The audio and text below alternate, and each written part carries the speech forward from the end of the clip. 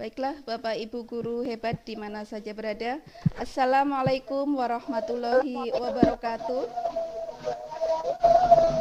Waalaikumsalam. Yang terhormat Kepala Balai Bahasa Jawa Tengah, Bapak Dr. Tirto Suwondo M. Hum. Yang kami hormati Founder Guru Mengajar untuk Nusantara Bapak Sri Wahono SPD, Instruktur Dikdar Gumun Kelompok Diponegoro Bapak Wahyu Wisnu Wibowo SPD MPD, serta Bapak Ibu guru hebat yang berbahagia. Selamat sore, selamat datang di video conference media pembelajaran dengan aplikasi SAC mata kuliah pemberdayaan masyarakat semester 4 materi teori kesadaran. Bersama saya selaku host Yuli Suaryanti dari SD Negeri Ujung Manik 2 Cilacap, moderator Ibu Yuyun Khairatul Anis dari MAN 2 Blitar, dan presenter kita kali ini Bapak Budi Widayanto, dosen di UPN Veteran Yogyakarta. Sebelum acara dimulai, marilah kita buka acara Fikon dengan bacaan basmalah bersama-sama. Monggo.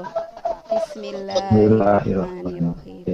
Selanjutnya kami serahkan sepenuhnya kepada moderator Ibu Yuyun Khairatul Anis untuk memandu jalannya video conference.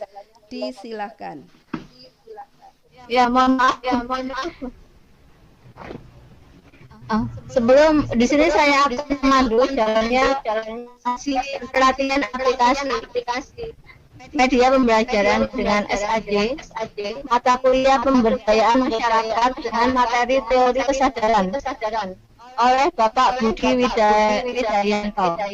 Bu Yuyun, Sebelum Bu Yuyun, kita mulai presentasi ini, halo, Bu saya Yuyun. akan mengenalkan kurikulum VT dari Bapak Budi Widayanto. Halo, maaf Bu Yuyun. Nama Budi Widayanto, tempat Yogyakarta, tanggal 2 Mei 1964. Beliau merupakan dosen di UPN Veteran Yogyakarta. Nomor HP 081 825 4673. Oke, itu adalah kurikulum VT dari Bapak Budi Widayanto. Oke, untuk selanjutnya acara presentasi ini akan kita mulai. Bapak Budi, kami persilakan. Terima kasih, Bu Moderator. Assalamualaikum warahmatullahi wabarakatuh.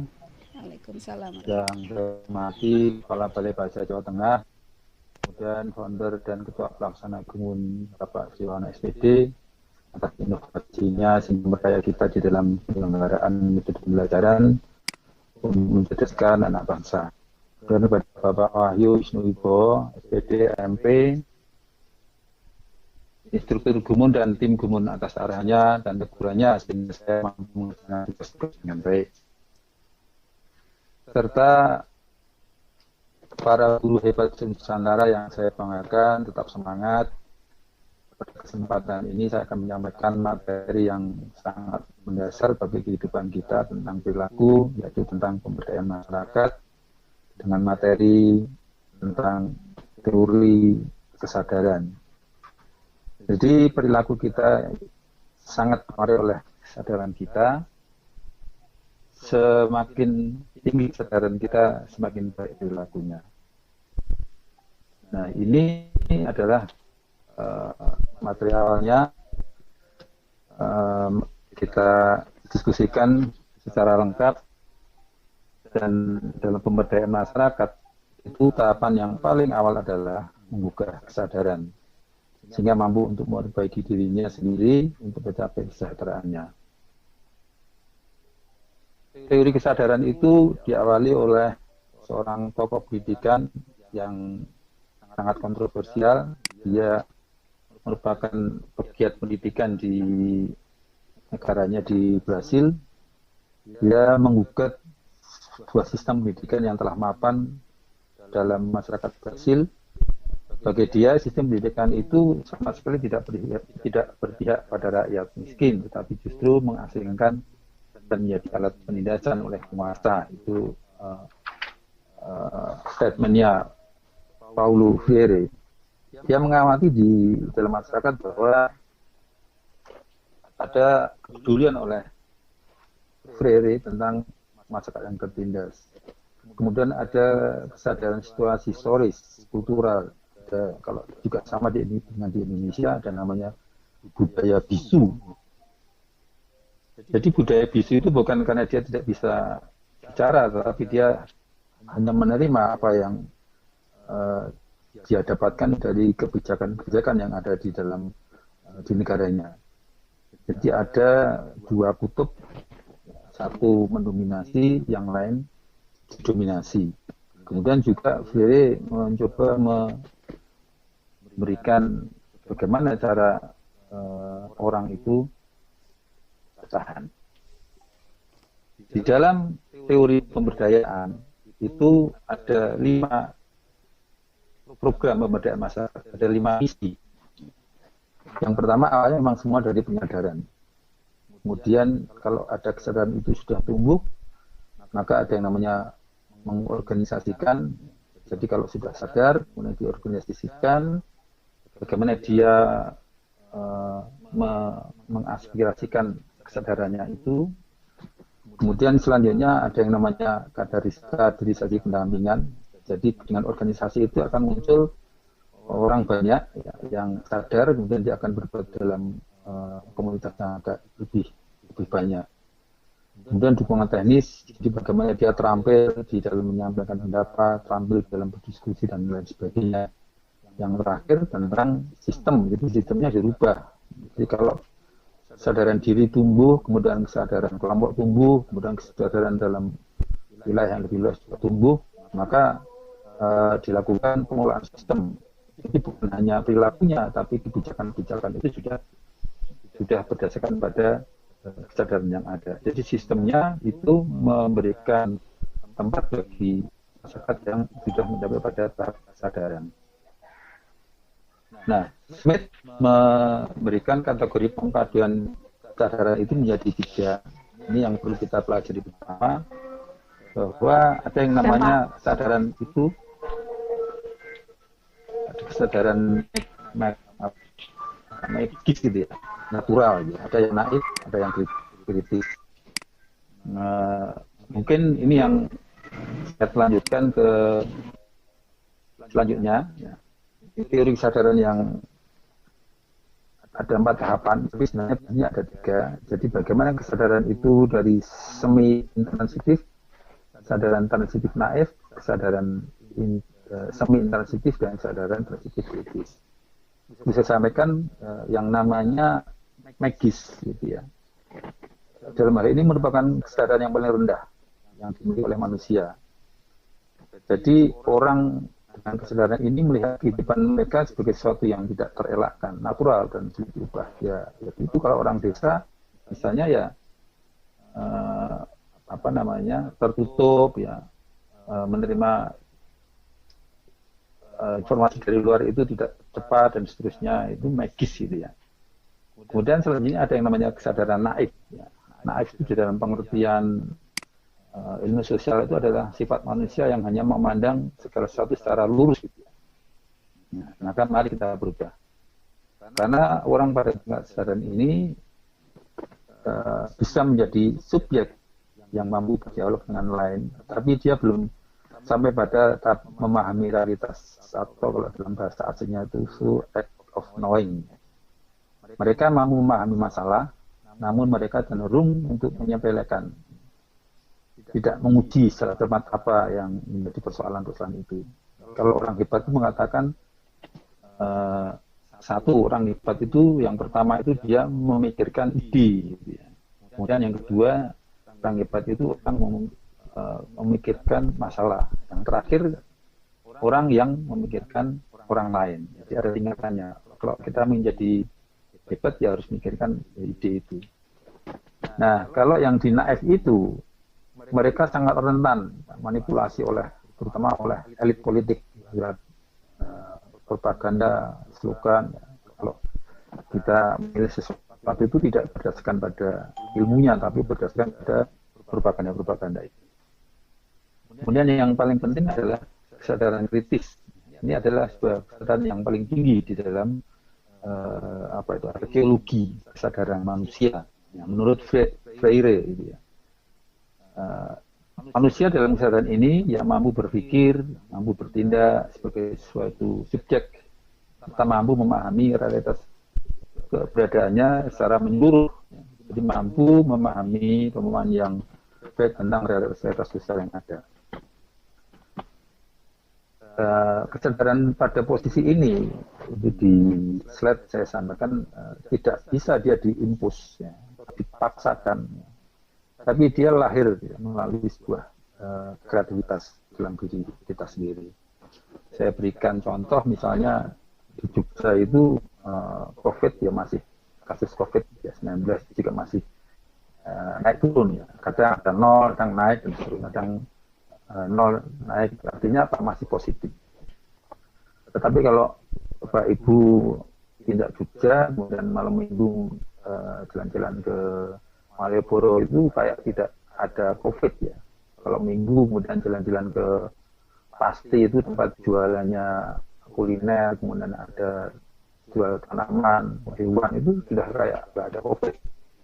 Ini orang itu masih berpandangan bahwa memang tidak ada apa-apa. Nah, ini masih belum kritis, ya, belum memandang segala sesuatunya itu berdasarkan katanya. Padahal kalau kita lihat seseorang yang mempunyai kesadaran yang tinggi itu, dia harusnya berpikir berdasarkan pada hukum kausalitas, hukum sebab akibat. Jadi kalau saya termasuk orang yang belum berani beraktivitas normal, karena saya melihat data masih menunjukkan yang namanya COVID itu juga masih naik turun, ya. Di Indonesia itu masih naik, bahkan orang-orang luar mengatakan Indonesia itu bisa menjadi masalah baru, ya, karena COVID. Sementara di tempat yang lain juga sekarang juga, China pun yang dulu sudah kita sekarang melockdown, di beberapa tempat di lockdown juga. Ini menunjukkan bahwa itu masih, ya. Nah, kalau orang ahli ilmuwan yang mengatakan kemungkinan kita bisa lihat COVID itu tanggal pada bulan Juli, kalau naik terus turun, itu berarti klimaksnya tidak di situ. Nah, di Indonesia itu belum tahu klimaksnya di mana. Nah, ini kalau orang yang kritis mau beraktivitas itu harus super, artinya apa? Dia melihat sebab akibat dari apa yang dia lakukan, karena risikonya sangat tinggi. Kemudian nah, ini peta pemberdayaan itu punya fungsi, empat fungsi. Yang pertama tentang penyadaran, kemudian pembelajaran, pelembagaan, pengembangan kemandirian. Jadi ada dua penyadaran itu yang paling penting. Dia harus sadar dulu, ada niat dulu, baru dia bisa diberikan pembelajaran. Kemudian dia bisa mandiri. Mandiri tanpa penyadaran, maka kemandirian itu akan sia-sia. Saya akan sampaikan ke yang paling penting ini, ya. Jadi sebisa mungkin kita ini bisa masuk pada kesadaran transitif kritik. Jadi salah satu tugas kita ini, para guru hebat Komunitas Nusantara ini kan seorang pendidik, ya. Inilah fungsi kita, melakukan pendidikan untuk supaya kita bisa segala sesuatunya itu melalui melihat fenomena secara hukum kausalitas, hukum sebab akibat. Jadi akibatnya itu, sebabnya dulu apa akibat. Kadang-kadang orang berpikir sebabnya kebalik akibatnya, atau akibatnya kebalik sebab. Jadi kita harus temukan sebab akibat itu pada posisi yang benar. Misalnya COVID itu karena apa? Sebabnya apa? Kalau kita ada COVID itu apakah sebab, apa akibat? Ini kan juga harus kita kita tempatkan pada tempat yang benar, sehingga kita bisa beraktivitas berdasarkan sebab akibat yang benar. Nah, penyadaran itu ada dua cara, ya. Yang pertama dengan mengembangkan komunikasi dialogis. Nah, ini yang kalau menurut saya itu salah satunya, bahwa kesadaran kita itu masih kurang tentang, ya, kalau saya angkat menggunakan masalah COVID itu belum, masih kurang. Di beberapa daerah itu juga bentuknya kurang. Artinya apa? Artinya respon masyarakat itu masih kurang optimal lah. Kalau yang saya pegang itu pendapatnya para dokter, para korban itu sebagai acuan. Jadi kalau dokter itu sudah sampai menyatakan ini sampai ada tagar hashtag Indonesia menyerah, itu salah satunya memang itu sebenarnya terjadi sangat mengkhawatirkan. Tapi karena di tempat yang lain itu tidak terjadi seperti itu, sehingga orang akan berbeda-beda di dalam menyikapi persoalan COVID ini. Kemudian juga memberikan motivasi, jadi mengembangkan kesadaran. Jadi kesadaran itu tidak bisa tumbuh 1-2 kali, tapi waktu yang lama dengan terus, kalau istilah saya itu digempur dengan rasa sayang, itu akan muncul kesadaran. Kemudian juga harus merancang sebuah perubahan dengan mengembangkan kemandirian itu. Yang slide yang terakhir ini saya sampaikan bahwa menurut Kelsey dan Herney, helping people to help themselves, pemberdayaan itu adalah merupakan bekerja bersama masyarakat untuk membantunya agar dapat meningkatkan harkatnya sebagai manusia. Nah, sedikit saya berikan uraian tentang pendidikan itu fungsinya di mana. Pendidikan itu adalah fungsinya merubah orang-orang yang memiliki kesadaran belum kritis itu, sehingga dia mempunyai kesadaran yang sensitif kritis. Jangan sampai orang yang tidak mempunyai kesadaran kritis itu tidak dididik, dia mempunyai kesadaran yang disebut dengan kesadaran fanatik. Kesadaran fanatik itu kesadaran yang didasarkan pada kesadaran dia tanpa dia diberikan pendidikan. Ini adalah kesadaran itu. Itu materinya, kemudian kita coba dievaluasi dari materi yang saya sampaikan.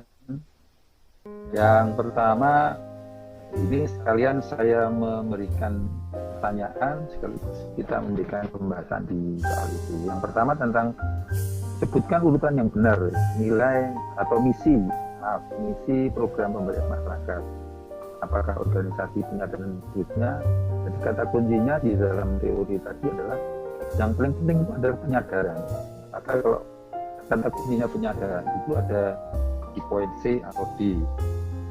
Kemudian apa arahan yang paling tujuan akhir dari kesadaran itu? Ya sistem kita di wilayah kita, apakah kesadaran itu sudah muncul di tataran sistem, aturannya sudah sesuai, kebijakan sesuai.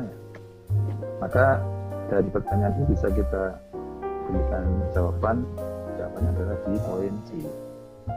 Ini betul. Kemudian yang kedua, sebutkan 3 peta fungsi. Tadi ada 4, ini yang kita minta 3. Fungsinya itu apa saja? Penyadaran. Kemudian apa akhir dari penyadaran itu? Kemandirian. Jadi ada pertanyaan ini, jawabannya adalah A dan D. Tetapi ada 2, yang A itu sama D. Nah, persoalan yang berikutnya adalah apakah pembelajaran, apakah partisipasi? Nah, di teori depan yang saya sampaikan tadi, bukan partisipasi, tapi pembelajaran. Karena partisipasi itu, kalau dia sudah partisipasi itu bisa, tapi dasarnya juga harus diberikan pembelajaran. Maka jawabannya adalah A. Nah, ini yang ketiga tentang Smith, ya, kode. Menurut kodenya menurut Smith itu ada magis, kritis, real, dan naif. Nah, ini jelas kesadaran itu 3 tingkatannya: magis, naif, dan kritis. Jadi yang tidak itu adalah yang C. Kemudian yang berikutnya, yang keempat, proses perubahan kesadaran dapat dilakukan melalui apa? Ini yang saya kira semua tahu. Itu tadi siapa Bu yang ada bisa jawab? Nomor 4. Ya. Ada ini, ada kepercayaan Bu Yuyun.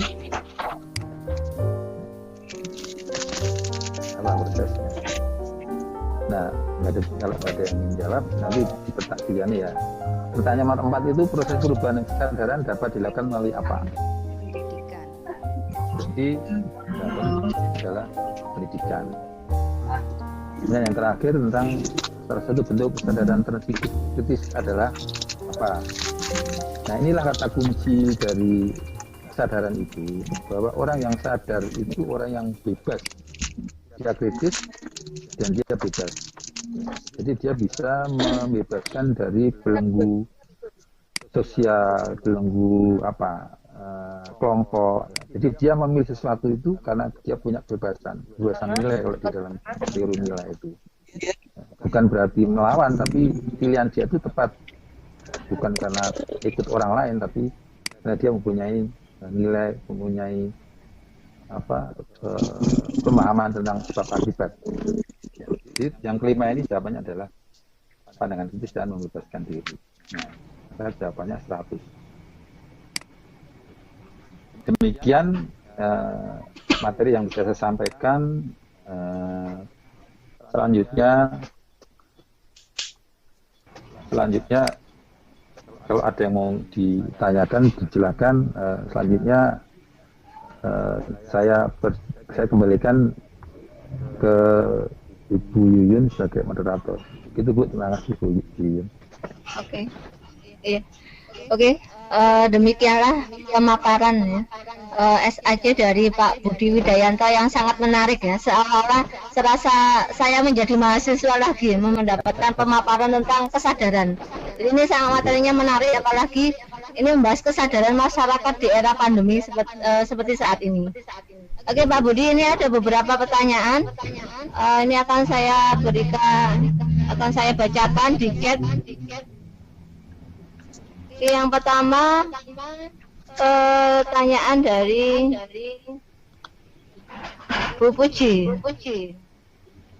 Ini pertanyaannya adalah bagaimana cara penyadaran terhadap masyarakat sekitar yang kurang peduli terhadap situasi yang terjadi saat ini. Ini mau dijawab dulu atau dibacakan semua pertanyaannya, Bapak? Dijawab langsung aja, Bu. Dijawab langsung. Jawab dulu ya. Oh, langsung dijawab aja nih. Ya, terima kasih Bu Puji. Ini teori pertanyaan klasik. Memang itu butuh waktu yang lama karena pendidikan itu ada dari PAUD, SD sampai SMA, S1, S2, S4 dan seterusnya. Memang dibutuhkan itu.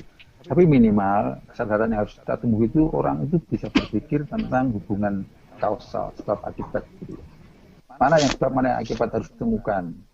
Jadi misalnya orang miskin itu sebab apa akibat?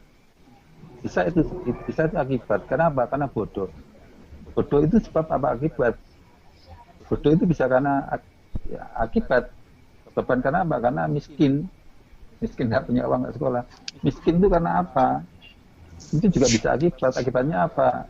Dia tidak punya pekerjaan. Kenapa tidak punya pekerjaan? Jadi muter semua. Akhirnya apa? Harus ditemukan mana yang sebab, mana yang akibat. Baru kita bisa melakukan pemberdayaan. Baru bisa mencari solusinya. Itu saya kira Bu Yun. Terima kasih. Oke. Kemudian pertanyaan yang kedua dari Bapak Permadi. Pertanyaannya adalah daerah saya termasuk zona merah. Kira-kira faktor apa penyebabnya? Kesadaran masyarakatnya atau penyadaran yang belum optimal? Terima kasih. Ya monggo Pak Budi. Pak siapa tadi Bu? Pak siapa? Pak Permadi. Pak Permadi ya. Terima kasih Pak Permadi. Ini saya kira ini dua-duanya Pak. Jadi memang ragu-ragu kalau menurut saya. Memang kesadaran masyarakatnya itu belum optimal yang satu. Karena apa? Karena dia memang nggak terbiasa hidup dengan tekanan itu. Hidup dengan tekanan seperti itu nggak biasa. Tetapi kalau kita berpikir, coba kalau kita kena itu apa yang terjadi? Nah, itu kan kalau perlu disuruh datang ke tempat penampungan orang-orang yang terkena corona, dia pada akan sadar, oh iya. Kemudian yang kedua, penyadarannya memang kurang. Karena apa? Bentuk-bentuk penyadaran itu harusnya dilakukan sesuai dengan model apa yang dibutuhkan oleh masyarakatnya. Karena kalau modelnya hanya seperti sekarang ini, dibuat sama semua, itu akan berbeda. Satu tempat dengan tempat lain akan berbeda menerima informasi atau penyuluhan atau pemberdayaan itu akan beda-beda. Jadi menurut saya kombinasi kedua-duanya itu juga menyebabkan tingkat tingkat kesadarannya kurang itu karena kombinasi keduanya. Itu Pak Permadi, terima kasih. Ya, Bu Iin. Bu Iin, ya. Ya.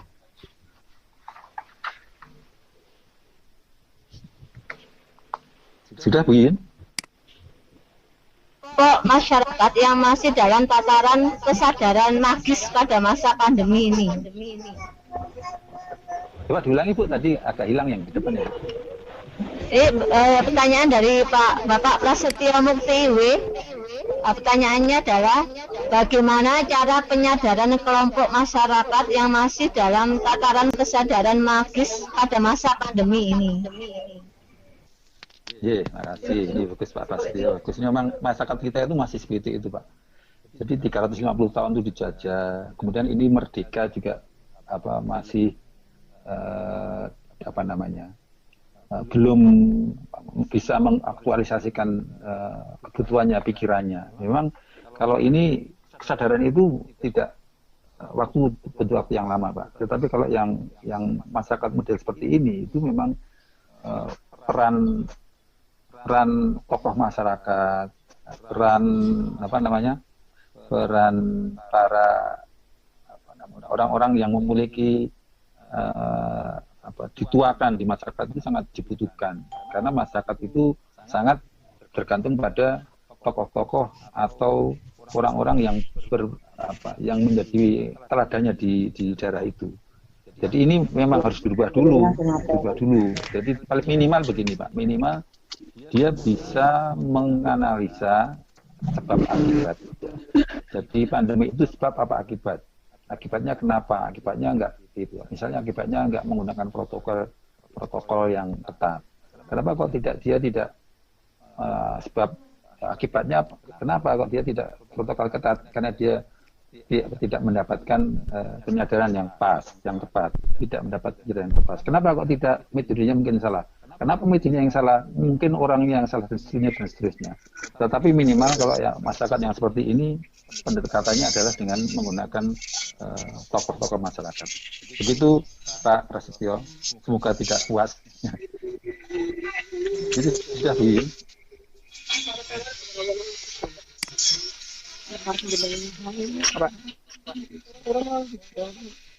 Ini gramnya apa? Bu moderator, Bu moderator. Oke. Bapak Ibu, mungkin ada pertanyaan yang lain? Mungkin mau bertanya langsung, silakan unmute audionya.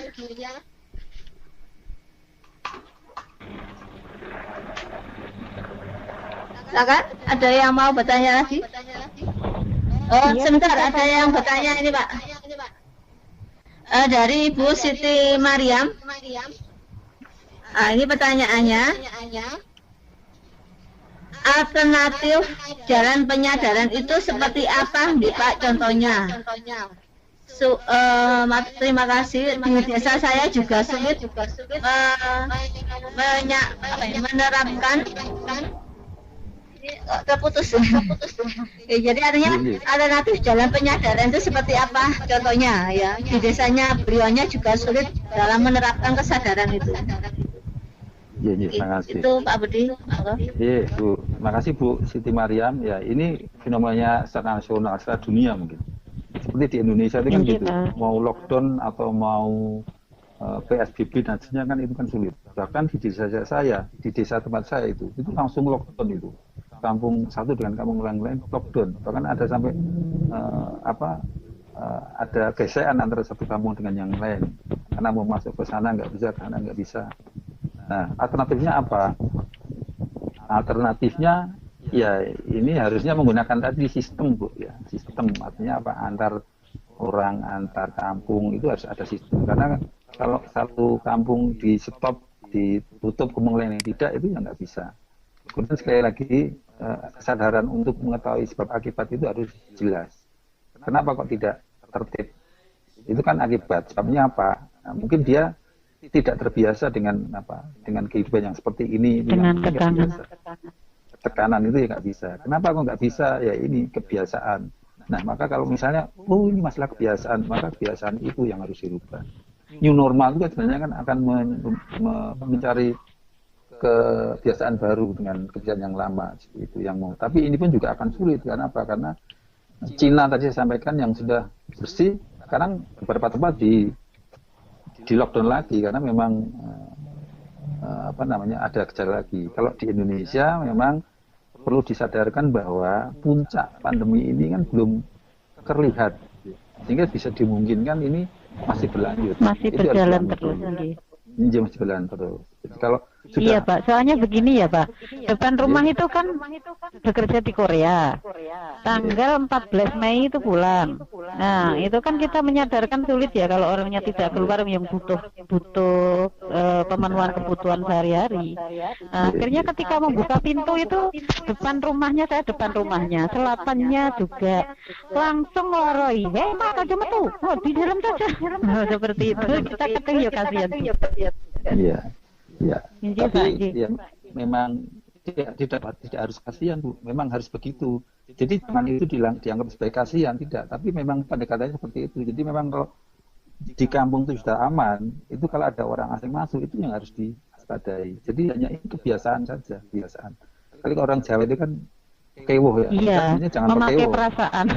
Iya perasaan. Kalau untuk kasus ini jangan menggunakan perasaan Bu. Jadi memang orang asing ya harus isolasi diri gitu, ini harus diterapkan dalam sistem gitu ya, sistem di kampung itu harus ada gitu Bu. Inji, siapa? Matur nuwun jawabannya. Iya. Tutupin pintunya Ki, Itu Bu suaranya masuk moderator, nanti lah. terus saya kembalikan. Tutup. Sepertinya ini Bapak Ibu ada yang mau bertanya lagi? Ini di chat sudah tidak ada yang bertanya, Bapak Budi. Iya, terima kasih. Oke, bagi Bapak Ibu yang belum pesan sih, monggo silakan, sudah saya share di chat. Ada yang mau bertanya lagi mungkin dari Bapak Instruktur, Bapak Wahyu, mungkin ada komentar atau seperti apa? Monggo. Assalamualaikum warahmatullahi wabarakatuh. Salam. Saya itu nyampe tenung ini di depan laptop, biasanya enggak. Saya sendiri masih berpikir dengan kondisi yang seperti ini. Saya sendiri antara percaya dan tidak percaya itu sebenarnya masih 50-50. Iya. Mau tidak percaya datanya seperti itu, tapi kalau mau percaya juga di lingkungan kita hanya terteliti yang seperti Pak bicarakan di Jogja itu ya seperti ini gitu. Iya. Bahkan Sri Sultan sendiri pun kan nggak lockdown istilahnya slogan gitu. Jadi masyarakatnya juga akan seperti ini.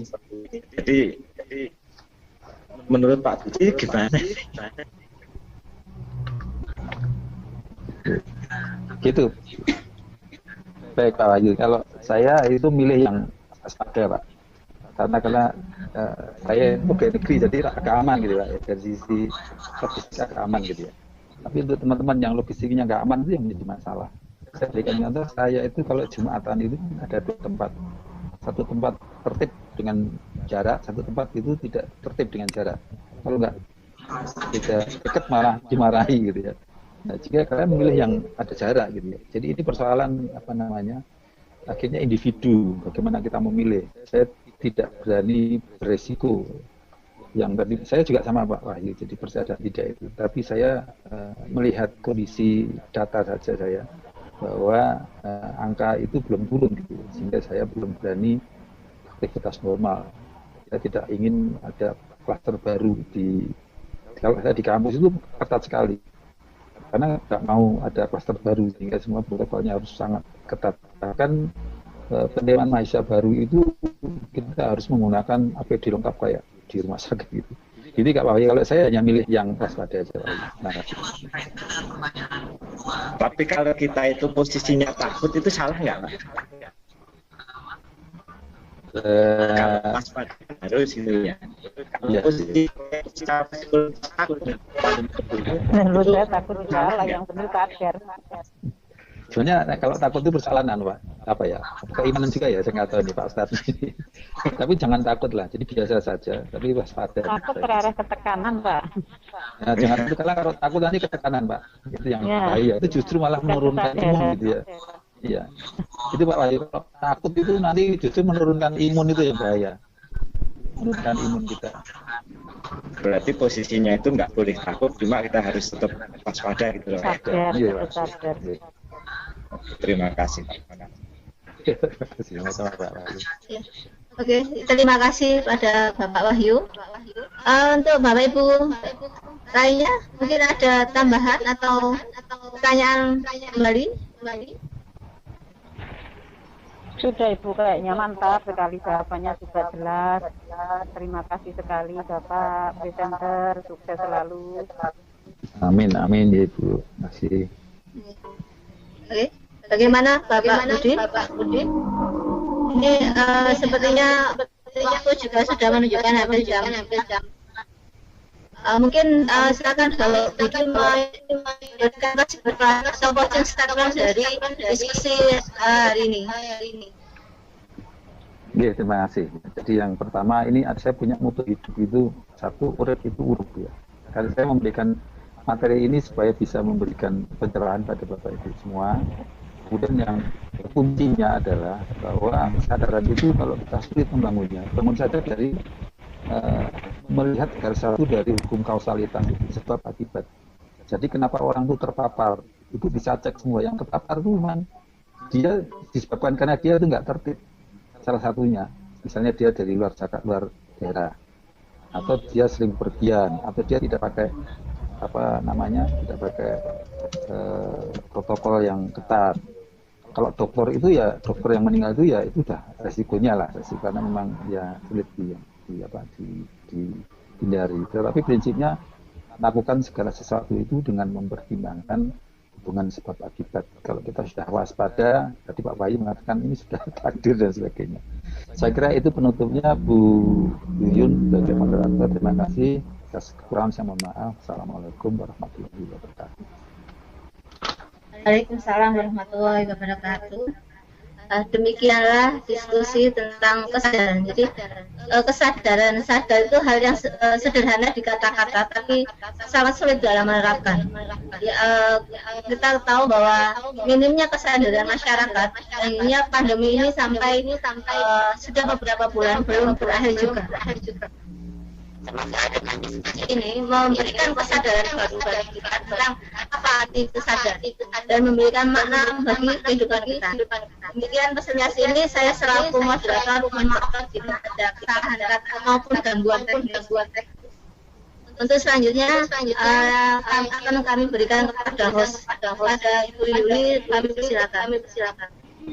Terima kasih kepada Bu Yuyun dan juga Pak Budi. Aplaus, Masya Allah. Ini kuliahnya luar biasa. Saya itu jibleng. Biasanya ditinggal, kalau ngikutin Vikon ditinggal-tinggal. Ini saya ngedepeng Pak, ya Allah. Ini tentang apa ya, materinya itu memang sedang update dan ya serasa lagi kuliah beneran ini. Ya, luar biasa Bapak. Bapak Ibu guru hebat, ya Bapak Ibu guru hebat yang berbahagia, demikian tadi video conference media pembelajaran dengan aplikasi SAC mata kuliah pemberdayaan masyarakat. Terima kasih atas partisipasi Bapak Ibu semua. Marilah acara Vikon pada hari ini kita tutup dengan bacaan hamdalah bersama. Alhamdulillah. Sekian, mohon maaf atas segala kekurangan. Sampai jumpa di Vikon yang lain. Assalamualaikum warahmatullahi wabarakatuh. Waalaikumsalam warahmatullahi wabarakatuh.